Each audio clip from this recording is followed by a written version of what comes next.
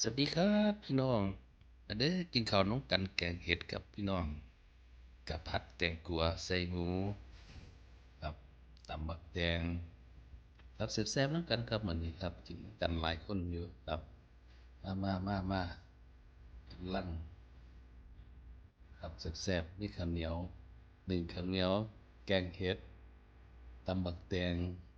ครับเนาะผัดแตงกัวใส่หมูแซ่บๆน้ำกันมาเด้อครับ ครับอยู่ต่างแดนก็มีคือกันครับข้าวเหนียวเห็ดนะครับไปซื้อตลาดนะครับมื้อนั้นเห็ดแพ็ก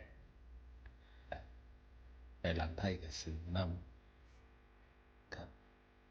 ครับขอบคุณหลายๆครับที่การรับชมนะครับเนาะขอบคุณครับ